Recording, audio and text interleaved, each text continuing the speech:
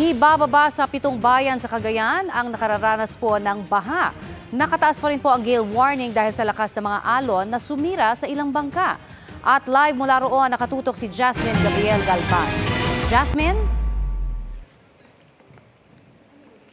Connie, sa ngayon nakabantay pa rin ng Philippine Coast Guard sa mga baybayin sa probinsya ng Cagayan, lalo pat hindi pa nga rin pinapayag ang makapalaot ang mga mangingisda dahil pa rin sa umiiral na gale warning.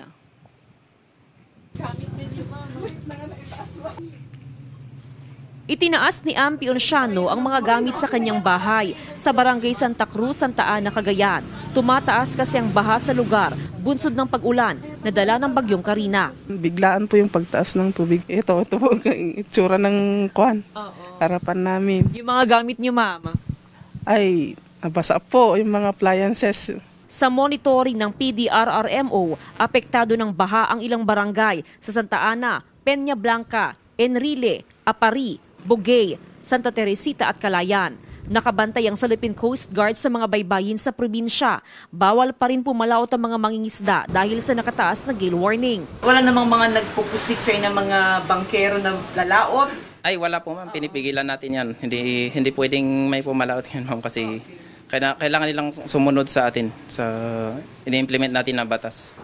Sa ngayon, malakas at mataas pa rin ang alon sa baybayin, kaya naman ang mga bangka ng mga mangingisda ay nakahilera pa rin sa mas mataas na pwesto para hindi masira at tangayin ng alon.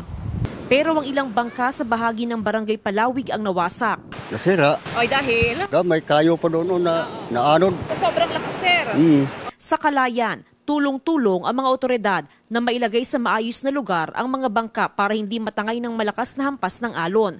Ayon sa PDRRMO, tanging ang Detour Bridge sa Barangay Fusina, sa bahagi ng Lalo at Camalaniyogan ang hindi pwedeng daanan ng mga sasakyan ngayong araw, July 24. Nakauwi na rin ang mga evacuee sa kanilang mga bahay, pero patuloy na pinag-iingat sakaling makaranas ng flash flood, lalo na kung may kalakasan pang ulan sa bundok. Since halos magdamag yung pag-uulan, we're expecting yung volume ng tubig na binuhos sa Sierra Madre and nagkarabang yung Mountain Ranges babagsak dito sa Cagayan.